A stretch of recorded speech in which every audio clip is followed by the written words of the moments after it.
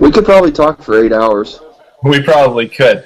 Hi, everyone. Welcome to our Week 6 WPIAL Google Hangout. We still don't have a name for this thing, but we're kind of working on it, spitballing some ideas back and forth. But at any rate, I'm Ian. I'm the Steelers and Ad on Twitter, and you probably know me from the WPIAL stuff I write on my blog and all the WPIAL stuff I post on Twitter. I've got AJ here. He runs AJ WPIAL and WPIALfootballzone.wordpress.com. And Steve, who is BuckFever422 on Twitter. You guys want to say hi? Hello. How's it going? All right, so AJ and I did this last week, so we ran through a lot of what was going on so far this year. So not to rehash a bunch of things, but we did have a couple big games that happened last week. I know you guys were in attendance at a couple of them, so I think AJ was at probably what was the game of the year so far in the Highlands Apollo Ridge game. So AJ, you want to give us a little summary of that one? Yes, I do. This game, it was 20. They come out of the locker room. Highlands receives the ball. It's 14-0, and then I believe it was the second play. Elijah Jackson rips a huge run, makes it 21-0. At that point, you think Paul Ridge it could be in trouble, but then they just turned up on defense. Then they made it like 21-7, and then they got an interception, which didn't result in any points. But then on the next drive, they got into the end zone to make it 21-13. The extra point was no good, and then Highlands was driving down the field, and Elijah Jackson fumbles the ball, and Paul Ridge takes over in Highlands territory, and they drive down the field. And that was a key play also. And then they tied up with the 2-point conversion and all of that. And the last minute was wild. It was a terrible punt from Highlands.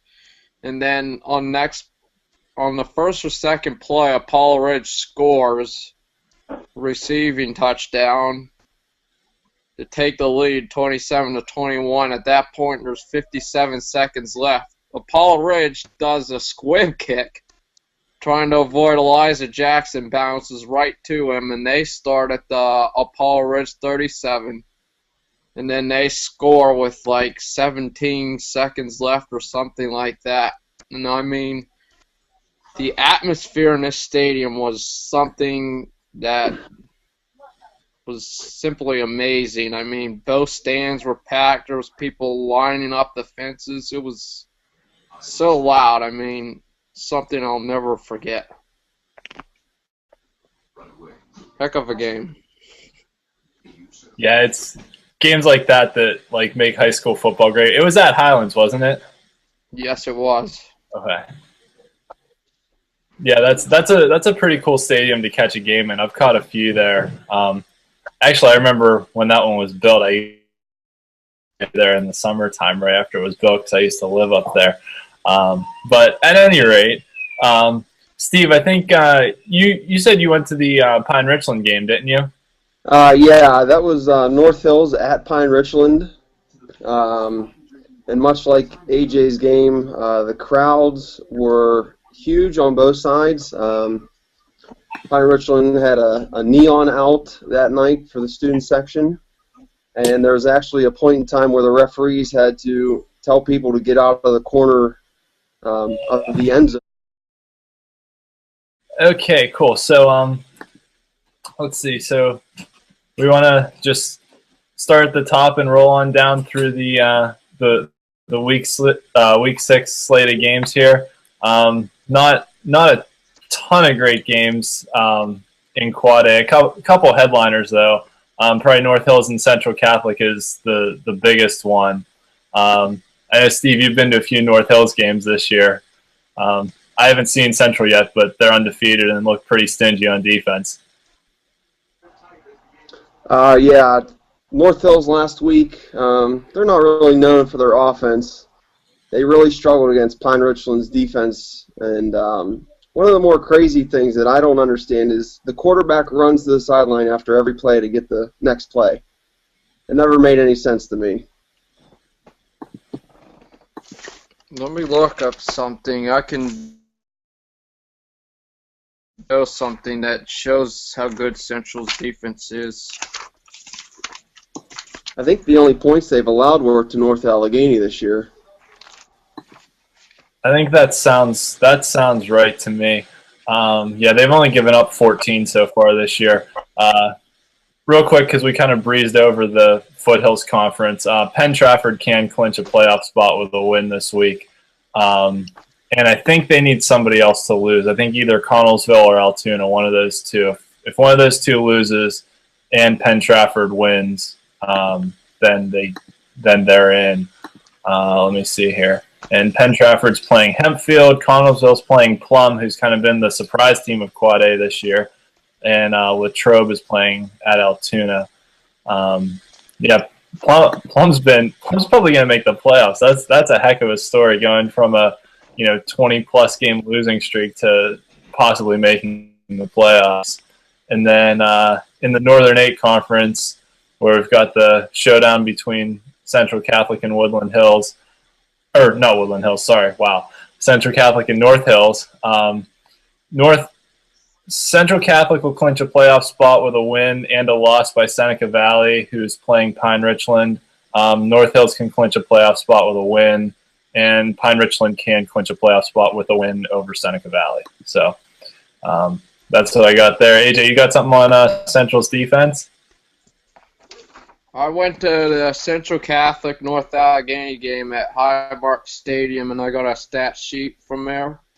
And in that game, I can tell you North Allegheny was held to 80 yards total offense in that game. So that should give you a hint of how good their defense is.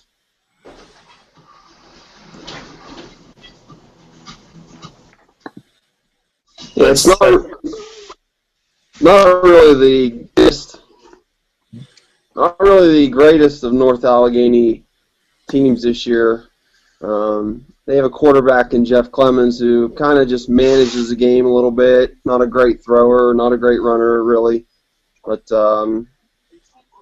they've been getting by, a couple close games against Seneca and Upper St. Clair, and then they just slapped Shaler this past week. So.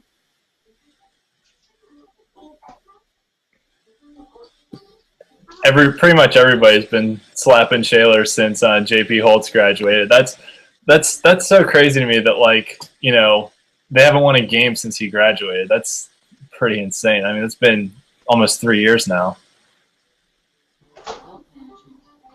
Yeah, it is remarkable. Don't know what to say to that.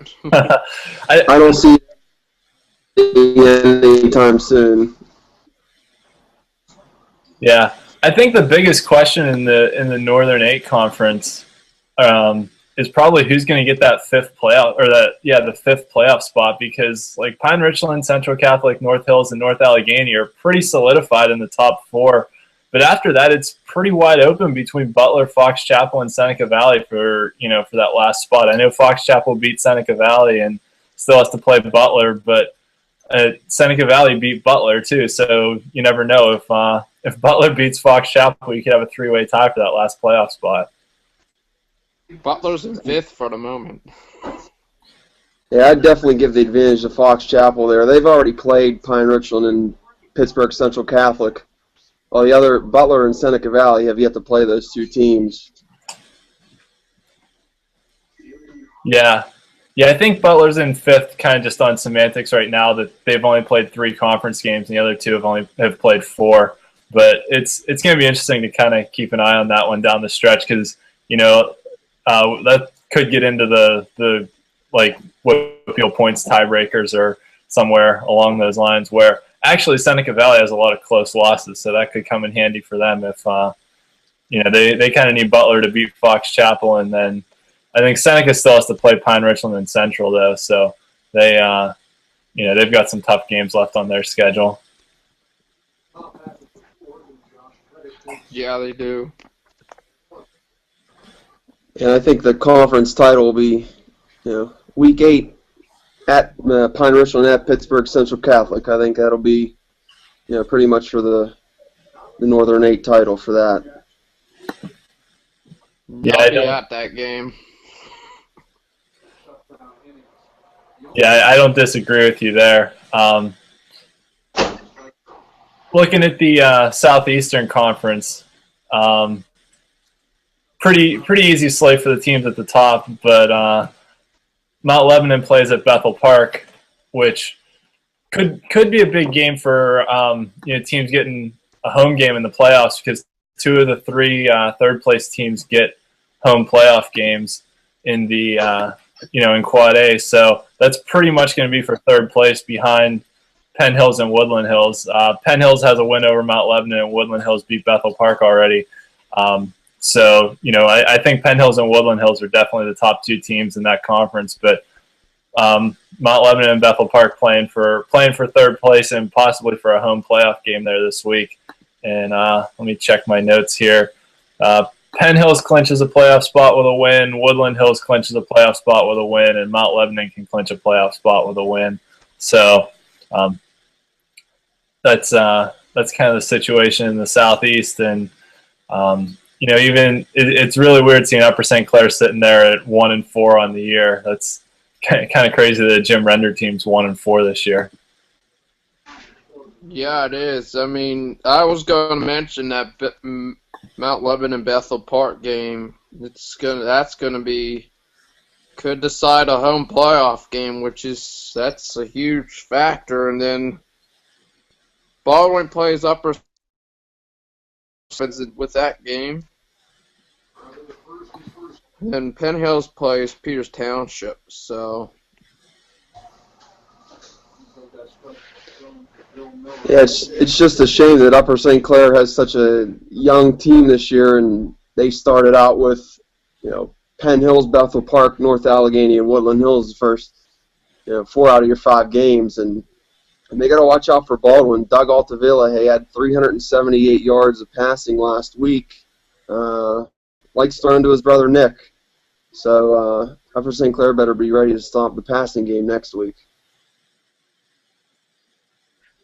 Yeah, the one thing that Upper St. Clair does have going in their favor, I actually have a lot of Upper St. Clair people that follow me on Twitter, so I talk with them a lot. And some of them were getting a little concerned after the 1-4 start, but their one win was over Peters Township. So really, as long as they can beat Baldwin and Cannon Mac, they should be in pretty good shape to finish 5th in the conference and make the playoffs.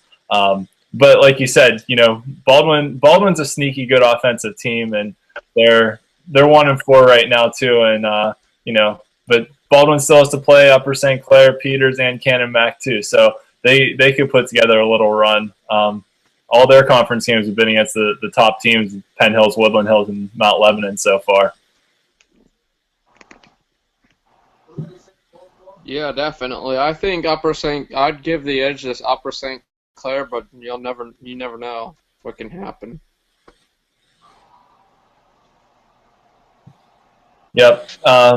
Moving down to AAA, the Big 9 conference is it's pretty crazy looking at the standings right now. I mean, you've got Thomas Jefferson in first place at 5-0, and if you want to talk about teams that are pretty much essentially guaranteed to win their conference title, you want to mention Penn Trafford in the Foothills Conference that's beaten 2 of the top 4 teams. They have a win over McKeesport, and they beat Altoona. They really just have to play Plum, which is the only other team in the top half of that conference. And then Thomas Jefferson sitting at 5-0. They've already beaten Ringgold and Laurel Highlands, who are in 2nd and 3rd in the conference. And then their last game of the year will be against West Mifflin, who's sitting in 4th right now. And they've beaten Elizabeth Forward and Bell Vernon, who are 5th and 6th in that conference. So out of the, after them sitting in 1st, they've beaten 4 out of the next 5 teams. So TJ can stack some wins here over the next few weeks against the bottom tier of the conference, and then pretty much be in position to, at worst, tie for the conference title when they play West Mifflin the last week of the year. Although West Mifflin's got some tough games coming up too. They play Laurel Highlands this week, which should be a good test to see how good Highlands actually is, because they kind of built their 3-1 record off some of the bottom teams in the conference. So they did beat Elizabeth Forward in week 1. But that should be a good matchup at the top. And then I think Ringgold plays Bell Vernon too. So yeah, they do. Sorting some things out in the middle of the conference there. Bell Vernon gave West Mifflin a pretty good game last week, so don't sleep on them. That's for sure. Yeah, Bell Vernon also lost to Hollidaysburg, so that makes you really scratch your head on what kind of team they really are. And same way with Laurel Highlands, they non-conference game last week against Mars, and they get absolutely, smacked all over the field. So really, lots of question marks on what these teams, who they really are right now. Yeah, I agree. After Thomas Jefferson and Ringgold and maybe West Mifflin, it's pretty unpredictable in that conference. I mean, West Mifflin, they got that big game, like I said, this week. Well, this should be a good measuring stick for both teams. It's Laurel Highlands and West Mifflin, so looking forward to seeing that. And, you got to give credit to Ringgold after getting beaten the first week by Thomas Jefferson. They've come back with 4 straight wins, and, Nico Law has been playing really well the last 4 weeks or so, and they seem to be back on track for second place in the conference for sure.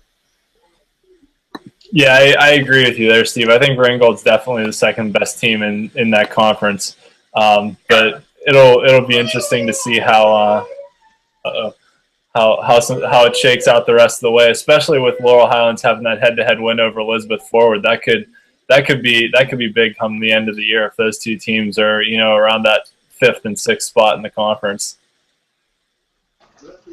Ringgold, I think, is probably the best one-loss team right now in that conference. In classification, I meant. Yeah, I'd agree with you there. Although Franklin Regional as well. What was that, Steve? Yeah, I was just probably saying the same thing. Sorry to cut you off there. Franklin Regional as well. One-loss team. Lost the first week to Knock. They're 4-1 as well. So.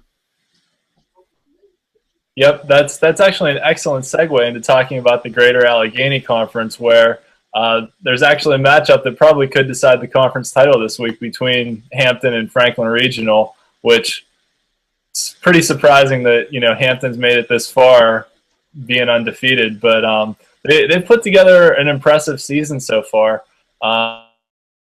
They're 5-0. Franklin Regional's 4-1, and everyone else in that conference has at least 2 losses. Actually, the next 5 teams in that conference all are sitting with 2 losses, so it's pretty wide open behind them. If Hampton beats Franklin Regional, they'll be 2 games up on everybody, and then if Franklin Regional beats Hampton, they'll still have a game in hand. But some of those teams in the middle of the pack are playing each other too. Gateway plays at Mars. Knock plays Hollidaysburg, so there's going to be a lot of sorting out in the Greater Allegheny Conference this week. Just checking my notes real quick here. Hampton clinches a playoff spot with a win and losses by Gateway and Knock. Franklin Regional clinches with a win and losses by Mars and Hollidaysburg. So kind of in that weird spot where the teams that you've beaten head-to-head, you need them to be in situations where you could potentially be tied with them in order to clinch a playoff spot. But it'll all get sorted out over the next few weeks. But you want to get your spot locked up this week, that's what we're looking at there. Yeah, Gateway and Mars, I think, is other than Franklin Regional and that Hampton game, is the Gateway Mars game is probably the biggest team. I mean, Gateway's quietly gotten to 2-2 in that conference, and they beat Knock, which was a huge win, and then they beat Hollidaysburg. I mean, they finally got a little bit of offense going. We'll see. They got to go up to Mars this week. It should be interesting to see how good Gateway is, or has improved at least. Yeah, what was it? They had scored 37 points. I think I tweeted out Friday. They had scored 37 points in their first 4 games and won 33 on Friday night against Hollidaysburg. Something like that, yeah. I think it was maybe 38 or something like that. That's a fun little trip up to Mars, too. You're pretty much guaranteed to be parking in a field when you go there. I've been there for a few games, too, and they have like a small parking lot by their stadium. And if you want to park anywhere that's in walking distance, you're pretty much either in someone's front yard or in a field. But that's what it is up in Butler County, I guess. Yeah, true. You got to watch. Mars only has 2 losses this year by a combined 9 points. And losing, Josh Schulteis, I'm sure, really hurt them. They've had Ori Rinneman step up for them, but this will be a big test for both teams. Try to sort out the Greater Allegheny here. Another note on Hampton, my preseason preview I did for BleacherCoaches.com, I had Hampton actually 8th in the conference. So a little embarrassed about that, but Never really expected them to be as good as they are. They've beaten Indiana, Gateway, and Knox, so a couple of decent teams there that they've defeated. They look like an offensive juggernaut the first 5 weeks. Yeah, I agree. They've been arguably one of the bigger surprises in AAA this season. I mean, I didn't think they would start out 5-0, and if they can beat Franklin Regional, they're sitting real pretty in that conference for sure. Right. I mean, last year they had one of the worst defenses. I think they're given something like 30 points per game up. This year they are best in AAA right now, 5.8 points per game allowed. So that's a pretty big turnaround for them. They're outscoring teams 193 to 29, and I'm reading that off of Ian's blog, so it's pretty good. Those numbers are probably right. I usually update Friday night after the game, so my mental math after 11 o'clock isn't always real sharp, but I think those numbers are pretty right. Yes. It's been kind of a crazy year in that conference though, because week 1 Josh Schulteis got hurt for Mars, and Mars got beat by Indiana, and then the next week Indiana gets beaten by Hampton, and then Mars gets beat by Franklin Regional, and Franklin Regional beats Indiana, and then Knock looked like they were in pretty good shape after they beat Franklin Regional, but then they lost to Hampton and Gateway. So it's been a pretty crazy year in that conference. It's pretty wide open in the middle there. Indiana has a non-conference game this week, so they have Elizabeth forward. They should be able to win that game, but we'll see. Just one other note, too, before we move on. Hollidaysburg's actually made the playoffs 3 out of the last 4 years. So they, we don't really think too much of them because you just don't see or hear much about them from them being out all the way out in Altoona. But they've found ways to sneak in on, on winning tiebreakers and things like that. They haven't made it anywhere in the playoffs. They've lost in the first round every time, but still 3 out of the last 4 years isn't anything to shake your head at either. They find ways to get in. Yeah, and they play a Knock team that's desperate for a win, so we'll definitely know a lot about the Greater Allegheny after this week. Yep. Moving on to the Parkway, where the 2 best teams in AAA reside. And actually, West Allegheny is the two-time defending AAA champs. Got a scare from Montour last week. I was kind of following along with that on Twitter. The West Allegheny Twitter account, I think it's like West_sports or something like that. But they're one of the better ones at posting updates on their games and stuff. Montour actually tied that game at 21 late, and then West Allegheny was able to score, I think, within the last minute or so of the game and pull that one out. But they got a run for their money from Montour, who I know we talked about last week. We thought they were probably the third best team in the conference, but after that game, I think they're definitely the third best team in the conference. Not much on the slate this week in the Parkway, but West Allegheny can clinch a playoff spot with a win or a loss by Chartiers Valley, who plays Moon. And then Central Valley clinches a playoff spot with a win over Newcastle.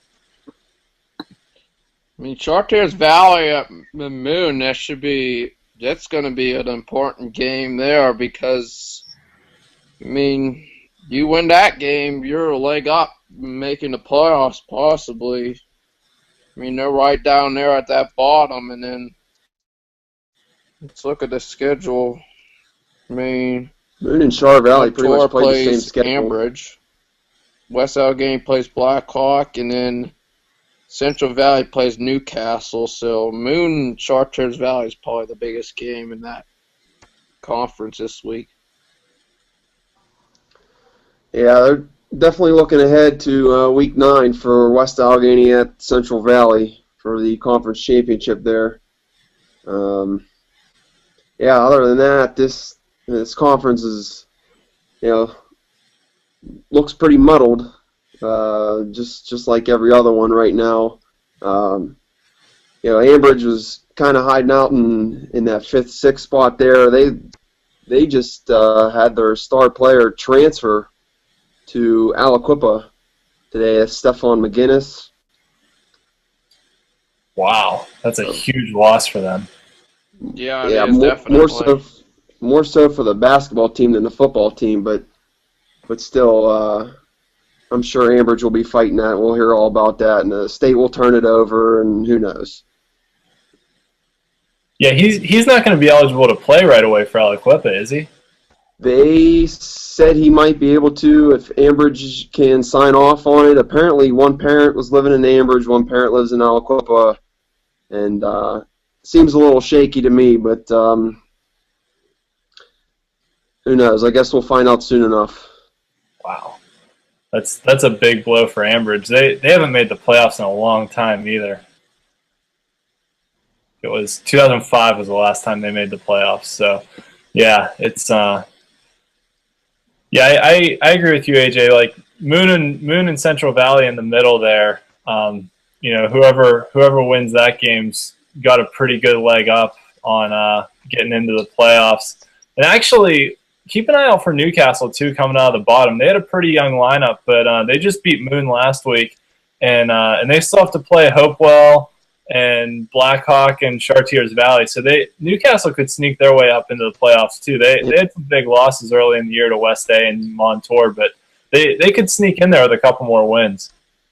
Yeah, they played Moon last weekend in that offensive shootout, if I believe I'm right. It was like 43-37 or something like that. So, yeah, that was a pretty good game from what I'm guessing from the score.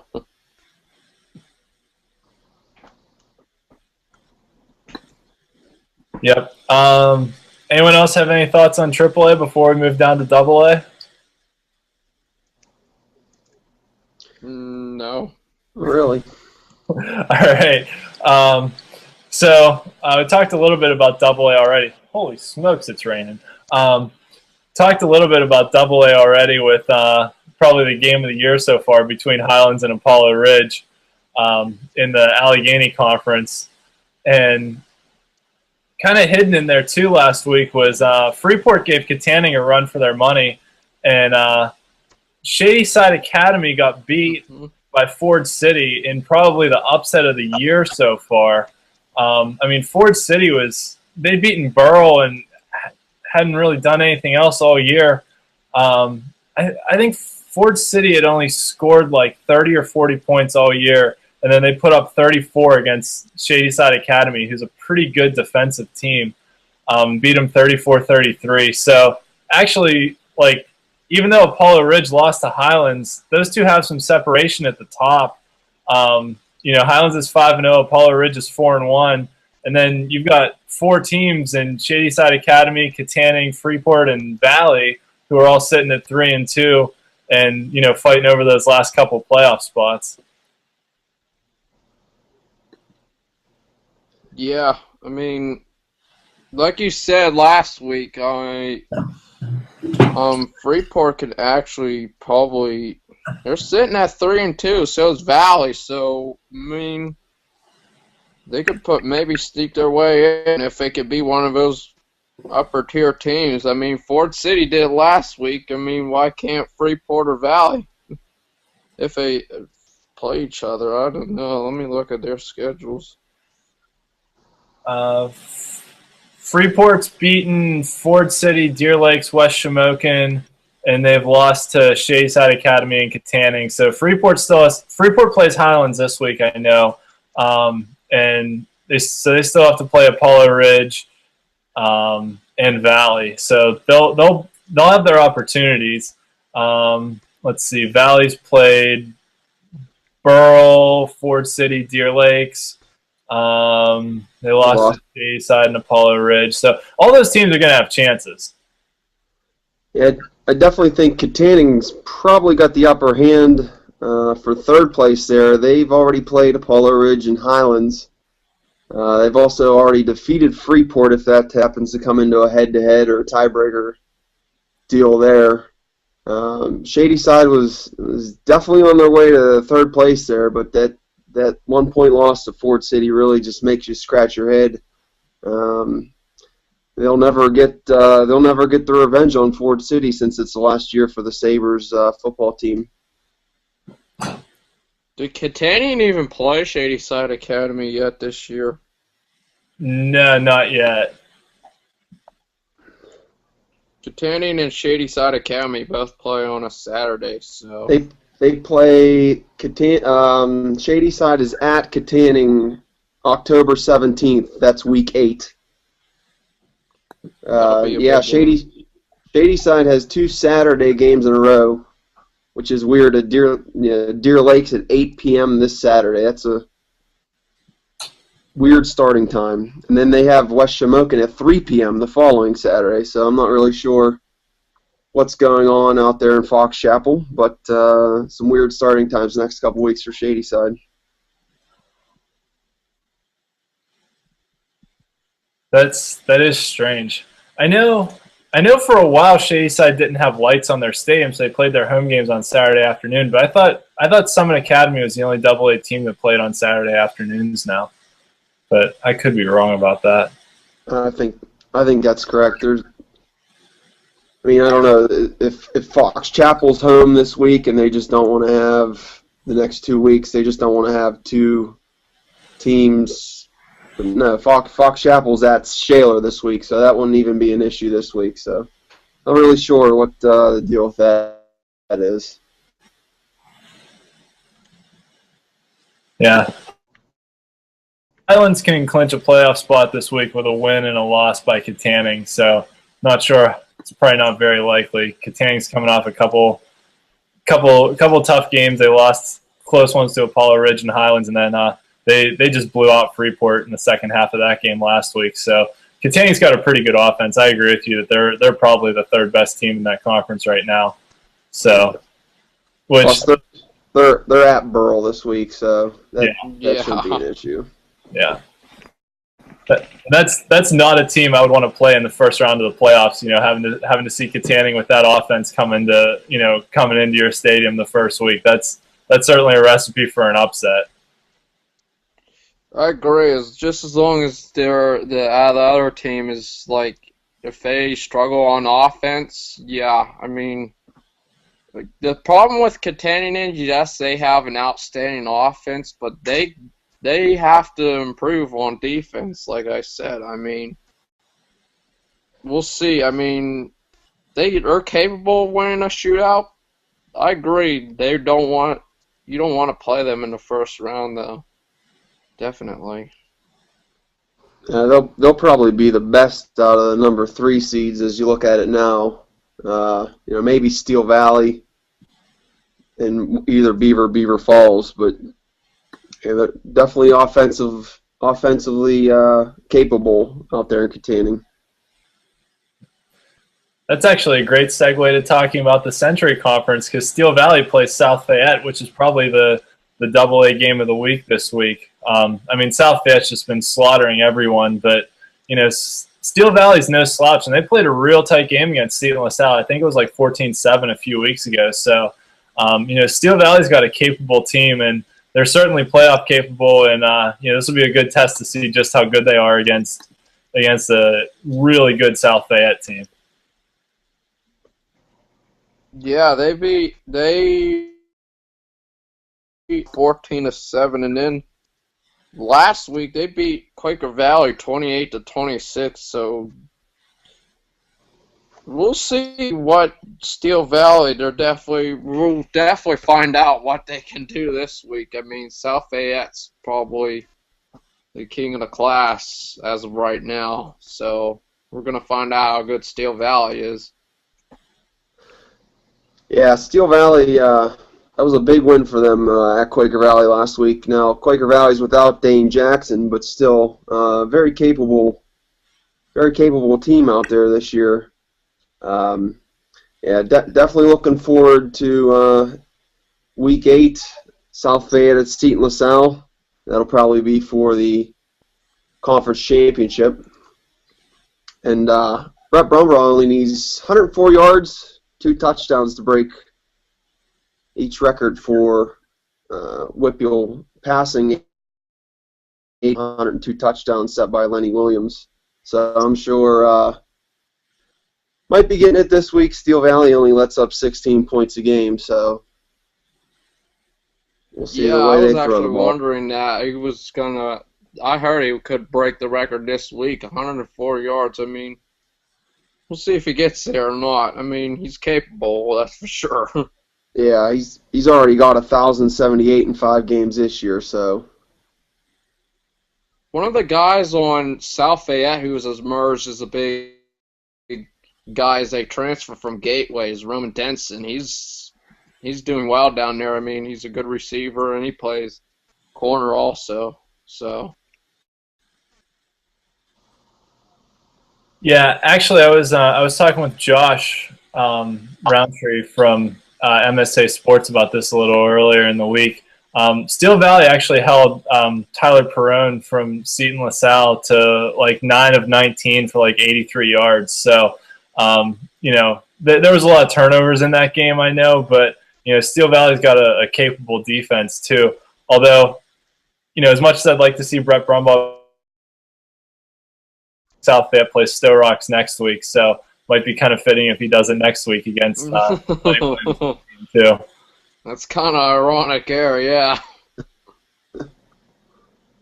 Well, it would definitely happen then. Stowe Rocks has really not had a very good year moving up to AA this year. They were going to struggle in single A, honestly, and just unfortunate them. There are a couple guys over the enrollment, and been a rough year. They've only beat Carleton, who's only got like 20 players on their team as well. So tough go for the Vikings. Yeah, it's been a long year for Stowe Rocks without Lenny Williams. You gotta feel bad for them having to move up like that. Yeah, and another team we haven't really talked about in the Century is South Park. They kept things close against Seton LaSalle. They've also lost to South Fayette, so they've got the 2 big guys out of the way. They've beaten Quaker Valley, which might help them with that fourth seed in the conference for head-to-head. They've got an easy game this week at South Allegheny, so they should be up to 4-2. It might be a 3-team logjam there, 4-2 with Steel Valley, South Park, and Quaker Valley. Yeah, definitely. South Park. Yeah, they are They played Seton LaSalle, I believe, that first week, and they only lost like 19-8. So, yeah, South Park's a really capable team also. And I believe, don't they still have to play Steel Valley? I'm going to look at it. Yes, they do. They play. That's the Week 8 game, Week 8. So that'll be a big game. Yes, South Park's got an opportunity to stack some wins here too, with South Allegheny and Carleton next on the schedule. So they've got a chance to put themselves in position to pretty much wrap up a playoff spot. Whereas Steel Valley's got Quaker Valley this week, and then Keystone Oaks next week. Who I've been saying all year that even though Keystone Oaks is only 1-4 right now, they're definitely upset capable. Their quarterback was actually the leading passer in the conference ahead of Brett Brumbaugh for a while, up through last week, I think. Looks like he's a Kobe Filippi's his name, like the shout out there. But he's only like 60 yards behind where Brumbaugh is right now. So he's got about double the pass attempts, but nevertheless, he's only about 60 yards behind him. So they've got an offense that can move the ball and can score if Keystone Oaks' problem's really on defense, but they still have to play Stowe Rocks and Carleton and East Allegheny, so I don't think they've got enough left on the schedule to get to the playoffs, but they could always upset someone too. Definitely, I agree. I mean, you gotta look for the spoilers in every conference. Keystone Oaks is probably one of them, yeah. Yep. Let's see here. Playoff-wise, Seton LaSalle and South Fayette can both clinch playoff spots this week if they win and South Park loses, but it doesn't seem very likely with South Park playing South Allegheny. But nevertheless, they can clinch spots there. Moving on to the Interstate Conference, we had a heck of a game there last week with Washington and Mount Pleasant, which was, last week we talked about there were 3 games in AA that would probably decide conference titles, and 2 of the 3 were good games. Aliquippa kind of laid it on New Brighton, but Mount Pleasant and Washington were tied up for a while, and then Washington pulled away late in the game.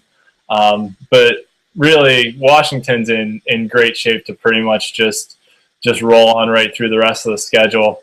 They already beat Waynesburg, who looks like a pretty good team in that conference, even though they lost to Washington and Mount Pleasant, and then Mount Pleasant has a win over McGuffey, so and they've already played Washington. So those 2 will probably be the top 2 teams in that conference come the end of the year. I don't really see either of them losing again. I agree. McGuffey's sitting there also. I mean, up at 3-1 and 4-1. So, I mean, they're a team that could sneak their way, and I mean, then let me see. Yeah, McGuffey only lost to Mount Pleasant by 6 points, so they kept that game close. They still have Washington later on. The big problem with McGuffey is their quarterback, Nate Wilkie, did not play out with a leg injury.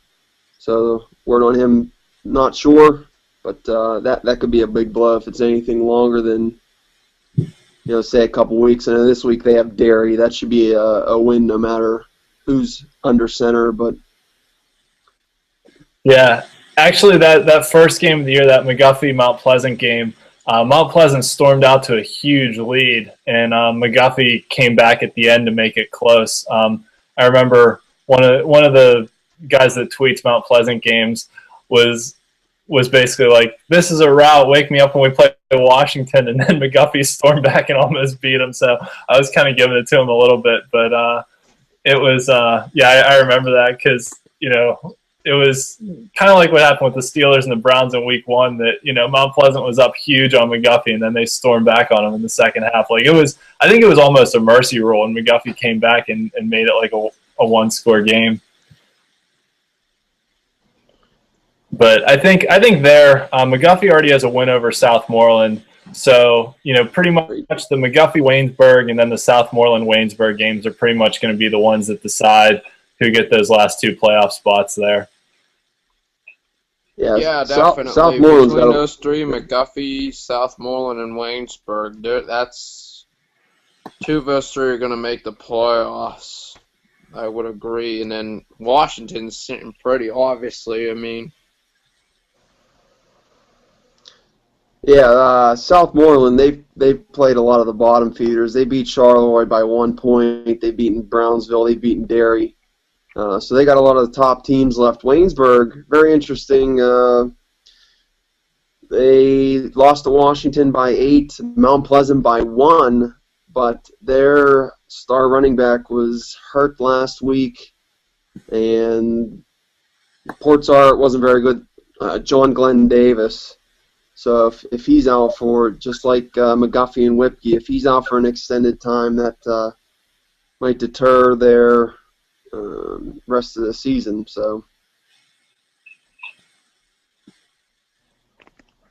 Yeah, I'm kind of pulling for Southmoreland just because they haven't made the playoffs since like 1979. So that would be a cool story to see them get in. Avella and Singler is kind of that team last year that hadn't made the playoffs in like almost 40 years. So Southmoreland could be that team this year. They've got some seniors and some experience on that team. So really, if they can find a way to beat Waynesburg, they could probably get in with 5 wins, assuming they beat who else they have left. They have Burgettstown left. So I doubt they can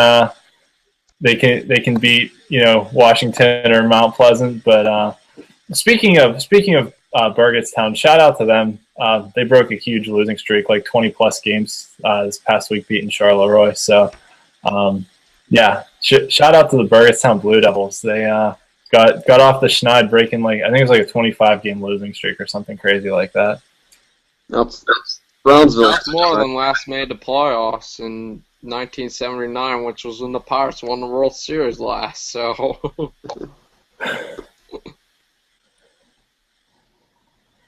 So you're saying if they make the playoffs, the Bucks are going all the way?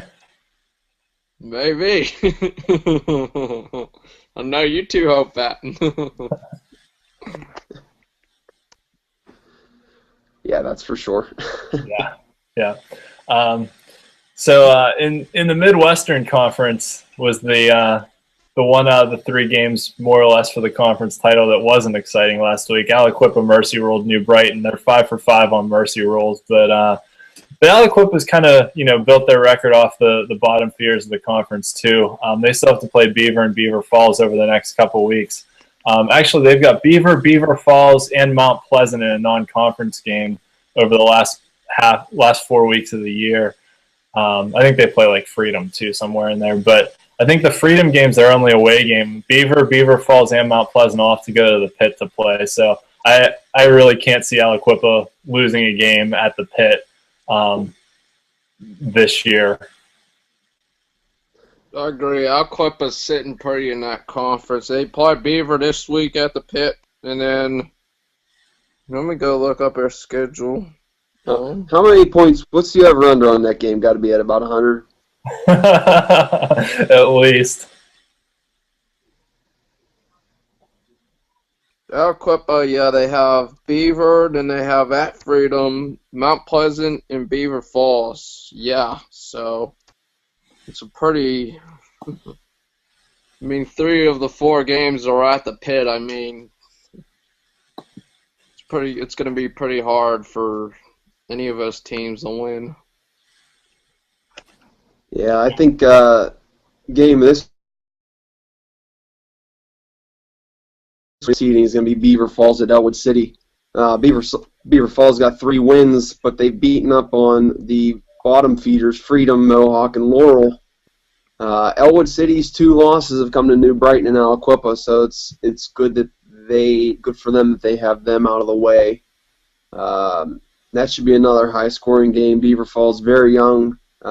Their running back last week, Cordell Cummings, had 260 yards. So Elwood City's defense, not great. 21 points a game, 22 points a game. So that should be another high-scoring affair as well. Yeah, that's a real interesting game this week. I mean, Beaver Falls is at the moment sitting in 4th, and then Elwood City's sitting at 5th. So that's a huge game in terms of making the playoffs for sure. I mean, Beaver Falls wins that game, I mean, you're 4 clear cut because I mean, Elwood City would be 2-3, and then Laurel and Mohawk are sitting at 1-3, and then Freedom at 1-4. So that's a huge game this week. Yeah, then you just have to worry about Beaver. Yeah. The battle for that last spot there. Yeah, if Elwood City wants to make the playoffs, they've got to either beat Beaver Falls or Beaver, considering they've already lost to Aliquippa and New Brighton. So that's pretty much where they're sitting. Let's see. Aliquippa clinches a playoff spot with a win this week. New Brighton can clinch a spot with a win and losses by Elwood City and Mohawk. So that's certainly possible for both those teams to wrap up their spots too. Yeah, I agree. I mean, Aliquippa, that in the pit, you just can't go against Aliquippa. And at the pit, they haven't lost there in so long. Yeah, I think it was like 2009 was the last time they lost a conference game. It's insane. That's insane. Yeah, it is. And they even lost a lot from last year as well. I mean, it's still amazing that they're doing what they're doing because they're just blowing teams out. They're just a machine. I mean, they got Kajon Pugh, they got Darian Fields, he's a capable quarterback, and then DeMonte Brownell, he's emerged as another running back. I mean, and then they have Patrick Anderson, who's a big, tall receiver. I mean, they just reload year after year. I mean, with single A size, it's remarkable. Single A. Yeah, it is pretty remarkable. I mean, I think in the last in the last 4 years, Aliquippa's only losses have been to South Fayette at Heinz Field since the beginning of 2010. So that's pretty incredible. Speaking of single A, nice segue there, AJ. Moving on down I know we all want to get to the Jeanette Clareton matchup, so we'll kind of breeze through these other couple. It's pretty much Neshannock and everybody else, and I was talking about some teams earlier that pretty much have first place wrapped up. You can pretty much book Neshannock into the first place spot. I mean, right now you've got Neshannock, Southside Beaver, Shenango, and Riverside are the only teams with winning records in that conference, and everyone else is at 1-4 overall, and some variety of 1-2, 1-3, 0-4 in the conference. But Neshannock has wins over all the other teams that have winning records in the conference. They've already beaten Southside Beaver, Shenango, and Riverside. So their whole second half of the year is against teams that are in the bottom half of the conference. So I mean, if they're not a sure thing for that conference title, I'll be shocked, since they have the head-to-head tiebreakers over all the rest of the teams at the top of that conference. Yeah, I mean, Neshannock's, they're clear cut. They're probably as clear cut basically as Washington is in their conference. They have Vincentian this week. Vincentian has a decent offense from what I've heard, but I mean, Neshannock is they're just too good on offense. I mean, Eli Owens, he's a heck of a running back there.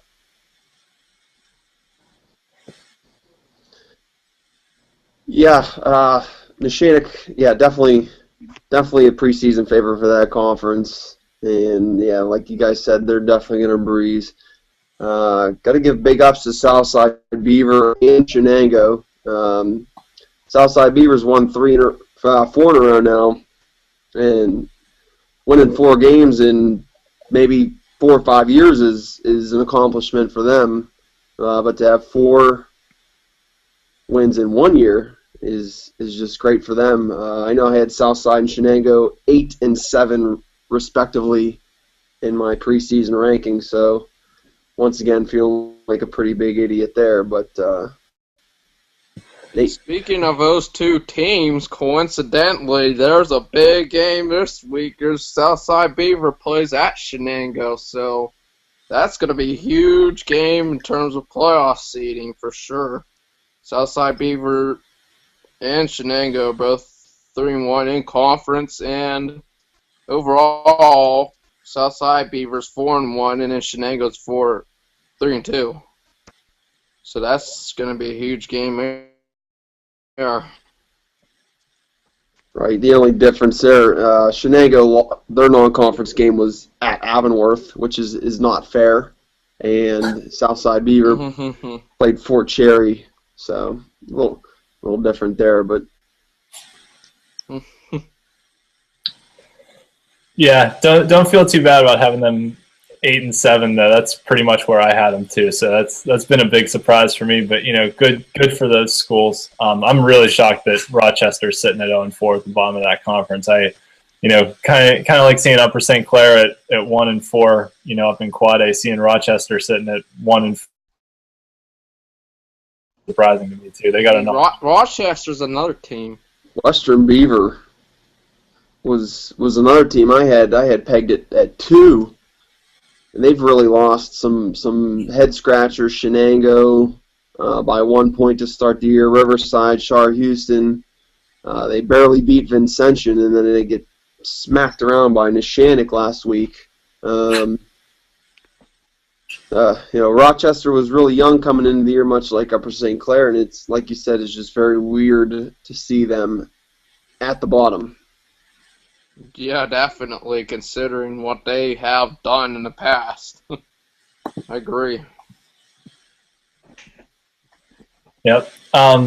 So we kind of mentioned wasn't the non-conference game against Avonworth isn't something you can really expect someone to win.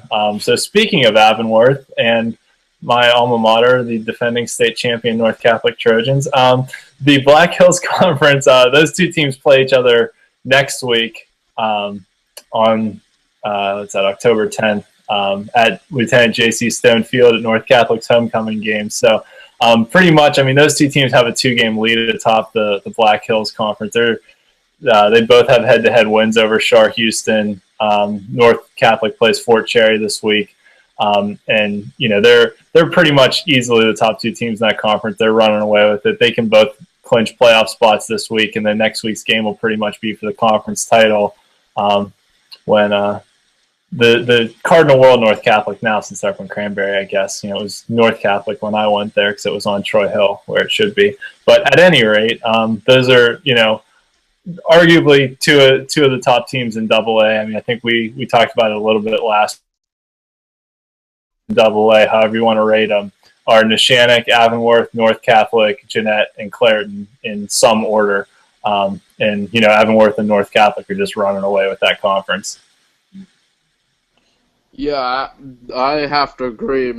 North Catholic and Avonworth is pretty obviously going to decide a title. They're clear-cut 2 best teams in that Black Hills Conference. And then Fort Cherry and then Chartiers, Houston, Brentwood, and maybe Bishop Canavan are all going to battle out for those 2 playoff spots there.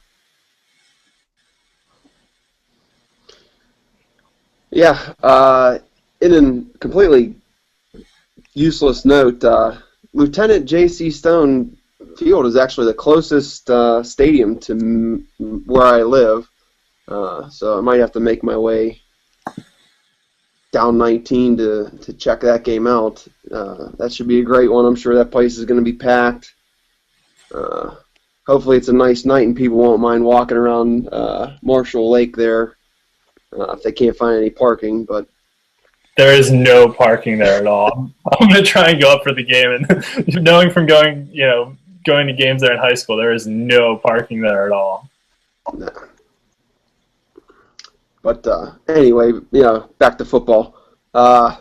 Avonworth, could really have been the second best team in the state last year, behind Cardinal World North Catholic. They lost both of their games to North Catholic, and they were both within a touchdown, if I'm not mistaken. Both in week 8, I think it was last year, and then in the semifinals of the WPIAL championships. Yeah, I Yeah, agree. I mean, Avonworth, they, they could win that game. I mean, it's going to be a good game, but they've gotten so close those last two games. Like I mentioned, they would have been outside of North Catholic last year. Yeah, they were probably the best team, arguably. Their starting quarterback did not play last week. He had a shoulder injury. He re-injured a shoulder that he had surgery on 2 years ago as a sophomore for Avonworth. So, there's no word about him, but he did not play last week, and I wouldn't be surprised if they just let him take the week off against Bishop Canevin, because anybody can pretty much be under center for the game against the Crusaders. Yeah, I think his name is Zach Chandler. I'm not positive on that. Yeah. yeah. They've got a couple pretty tall receivers too, if I remember correctly. Couple guys like over 6'2", I think. So that'll be an interesting little matchup problem for North Catholic on the outside, especially as much as Avonworth likes to throw the ball around. I know last week North took a little bit of time to adjust to Riverside's spread offense. Riverside was throwing the ball around on him a little bit, and then North buckled down and laid it on him in the second half. But it was a close game at halftime. I think it was like 22-16 or something. It was pretty close at halftime last week, and North just pulled away in the second half. But that's the game that pretty much everyone's had circled on their schedule. Probably their biggest receiver, their big playmaker receiver. He's one of them. He's 6'2", 200 pounds. I mean, he's in articles basically every week. I mean, scores quite often for sure. Then last week they had a wide receiver playing at quarterback, I believe, and he's a senior, so.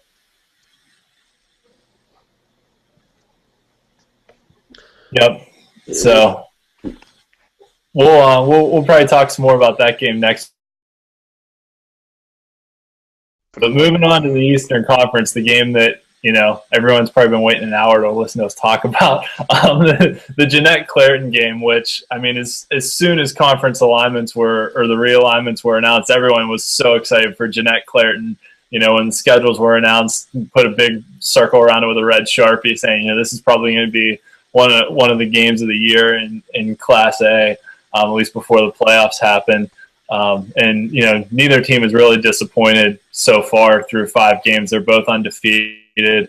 Jeanette's putting up like 50 points a game basically, and is only giving up like 10. Although they've kind of stacked some wins against the bottom teams in the conference: Riverview, Sarah Catholic, Leechburg, Wilkinsburg, and Springdale, who's kind of sitting in the middle. And then, Clareton has just been absurd on offense. I mean, they're averaging over 70 points a game. They have 372 points through 5 games, which is just absurd. I mean, they're averaging over 70 points a game. The only team to score on them was Springdale, who put up 13.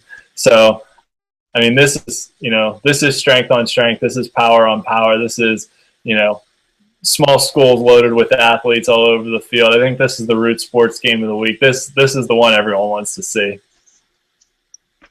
Oh, definitely. I mean, Jeanette they got a lot of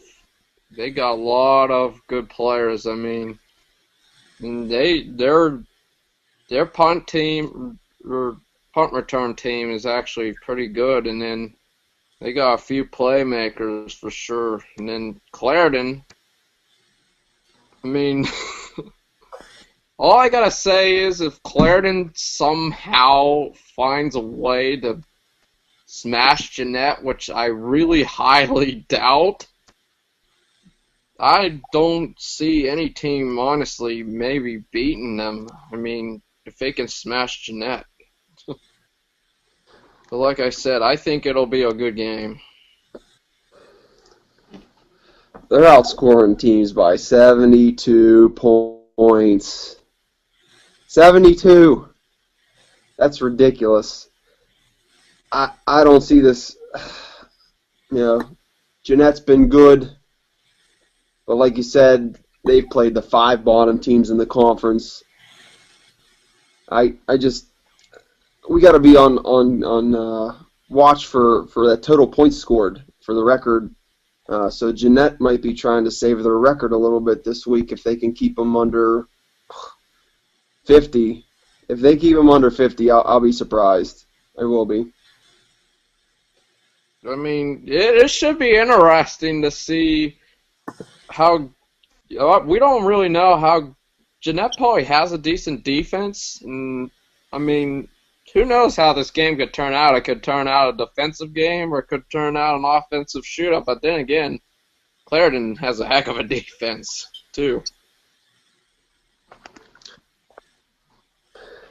Yeah, that's the thing you do never know about, because like I remember a couple years ago, there was a WPIAL championship game between Clarendon and Rochester. I think it was the Derek Moy year, and both of them had just absurdly good offenses going into the championship game, and then the championship game was like 13-12 or something like that. It turned into a defensive struggle, and you're absolutely right. I mean, Clarendon is so good on defense, which is almost as impressive as how good they are on offense.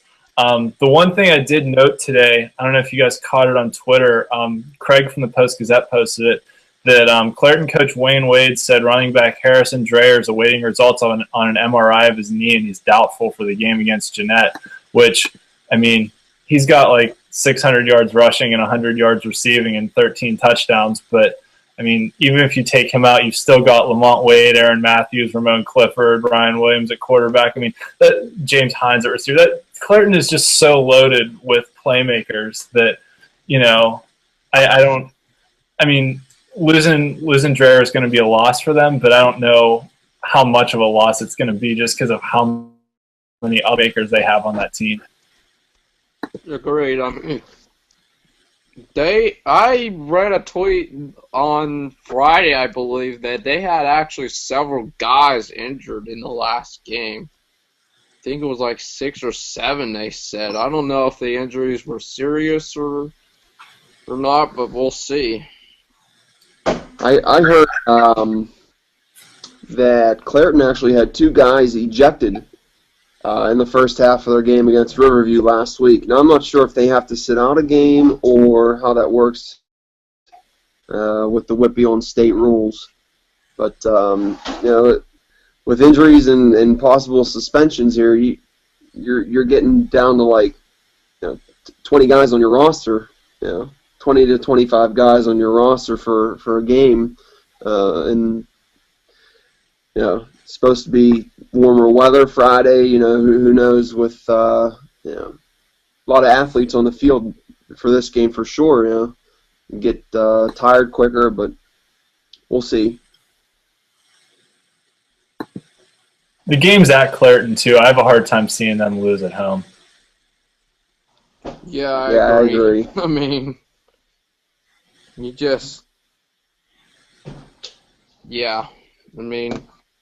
Clarendon has a tough stadium for sure. Yeah, Julian Batts has been good this year. We talked about Clarendon players. We'll give him a shout out. Took us off Post-Gazette's websites. He's 24 of 26 passing this year.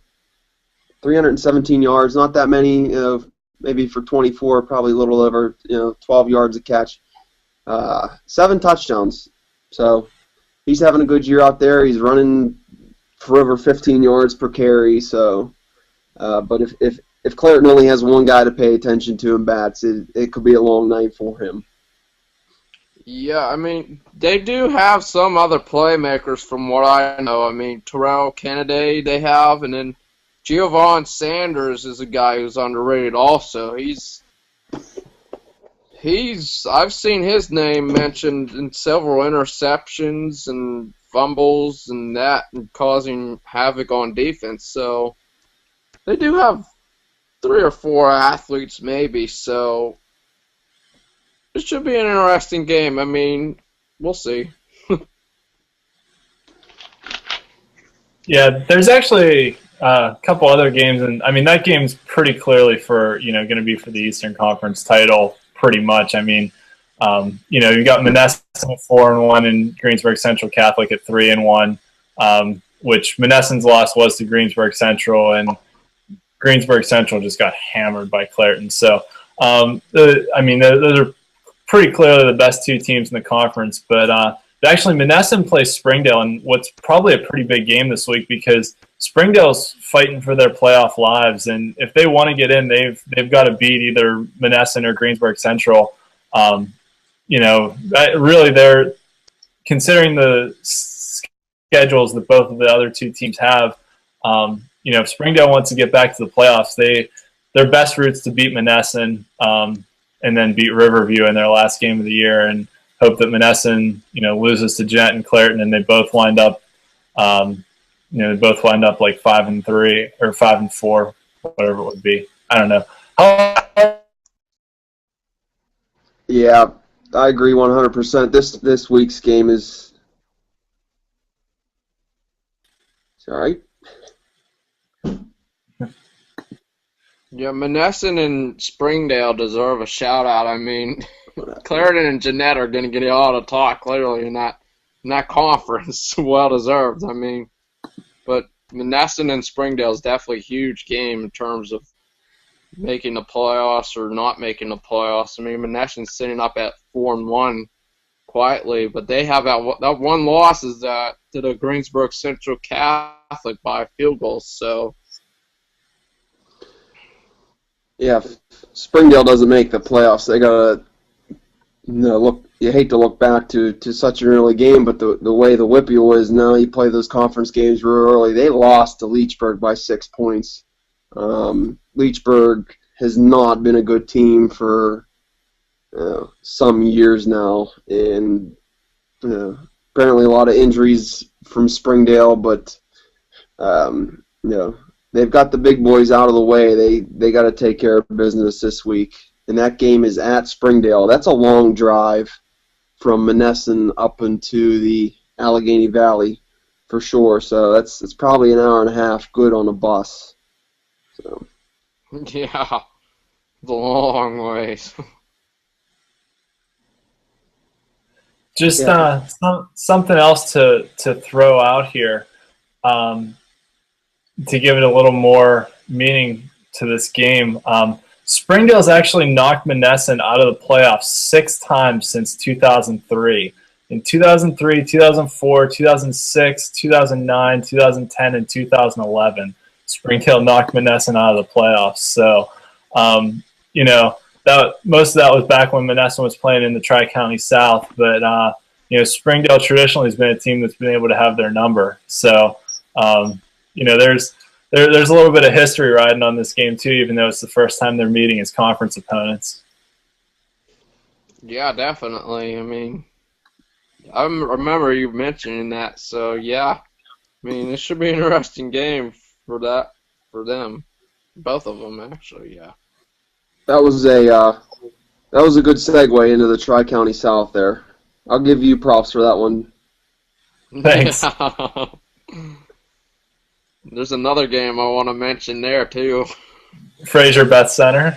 Oh, yeah, the unbeaten showdown. I mean, Beth Center and Fraser are two best teams, so we're going to talk about a lot about this game, too, now. Yep. Yeah, they're both sitting at 4-0 in the conference, and they're 2 games up on everybody else.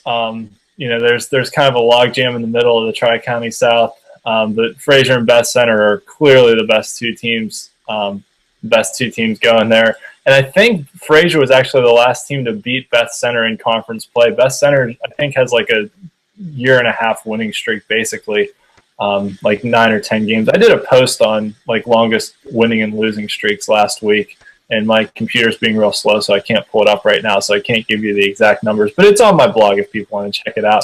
But Beth Center's got a pretty long in-conference winning streak going, and I think Fraser was the last team to beat them. And so this game will decide the conference title in the Tri-County South. Definitely, and Beth Center has a good running back in Anthony Welsh. I mean, he's racking up the yards and the touchdowns down there too. I mean, he's not going to beat Austin Kemp, obviously. No one's going to touch him. Kemp might even beat Billy Bear for the WPIAL record. But, definitely. Frazier's got a good running back themselves, Alvin Ross. They're averaging over 11 yards per carry. It's real hard to tell in the Tri-County South of who's doing what this year. But looking at their out-of-conference, Best Center defeated Greensburg Central by 9. Frazier had to play Leechburg. So if you're looking out of section, maybe strength of schedule there, Best Center gives you the better effort there. Plus, like you mentioned, Best Center wins, and they win in the conference. Frazier knows that. So maybe that gets Frazier off their game a little bit. But Mapletown actually plays Jefferson Morgan this week, and both are currently sitting at 3-2 in conference. So that's actually another big game in the Tri-County South. So there's a lot of big games this week down there in the TCS. Yeah, Mapletown's already lost to Best Center and Frazier, so Jefferson Morgan still has Best Center on their schedule. So I would say that Mapletown probably has the upper hand on that. Other than that, just a lot of teams that are just medaling right around 500 there.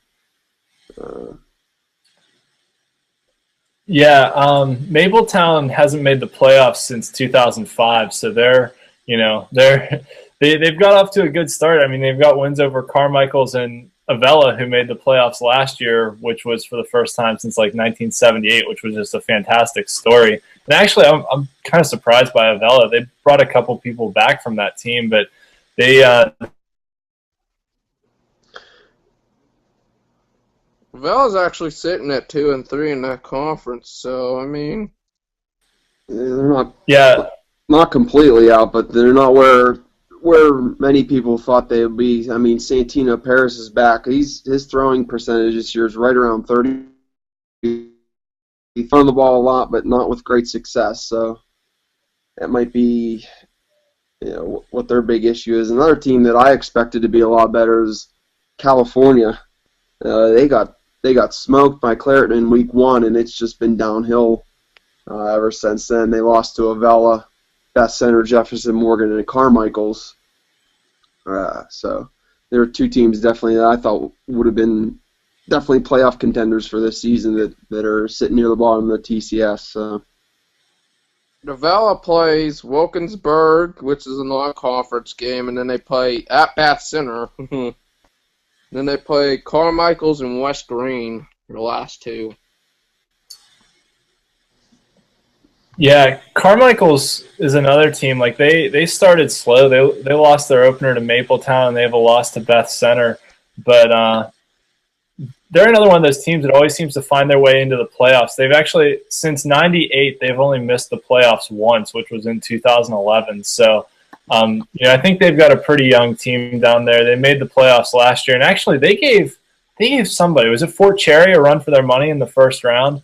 It was a really close game. It was like 14-12 or something. I remember they came the closest of anyone to winning.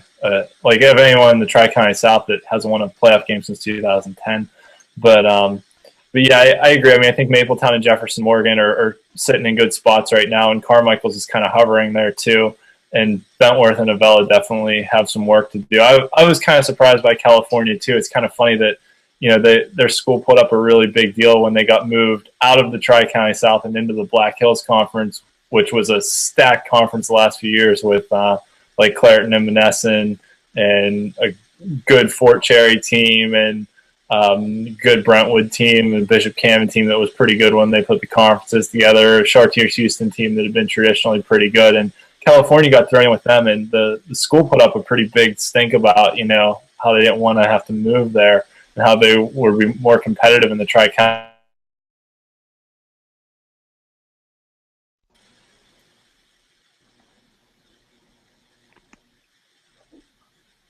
Yeah, definitely. I mean, Yeah, I looked up that Carmichael's Fort Cherry game. Fort Cherry beat Carmichael's in the playoffs last year. It was 13-12. Close enough. Close enough, yeah. Frazier, Best Center, and Avella all lost pretty big in the first round. So, yeah.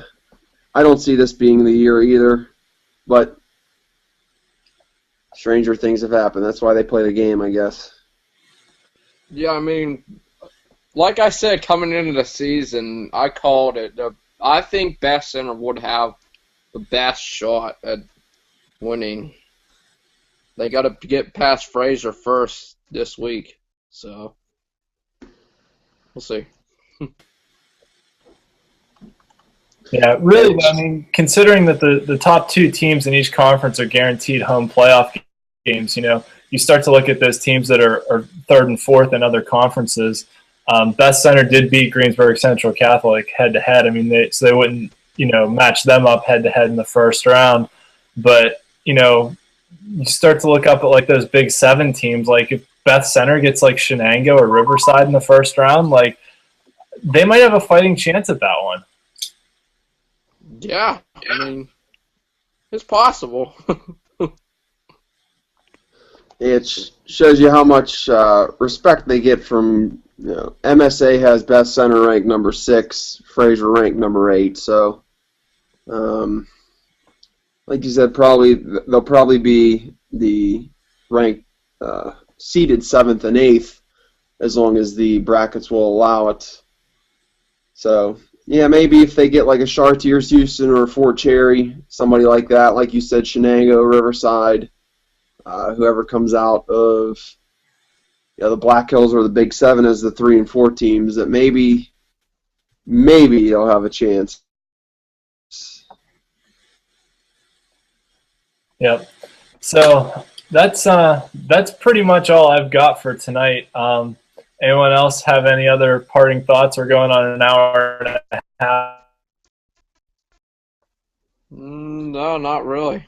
And Not really. Pretty light schedule this week for bigger games. I think we pretty much went over all there was to offer from this week. So yeah. Your Twitter handles and blogs and stuff like that. Yeah, I'm AJWPIAL on Twitter, and I run WPIALfootballzone.wordpress.com. I am at BuckFever422, and I tweet a lot about the Pirates, and I always have high school stuff for you.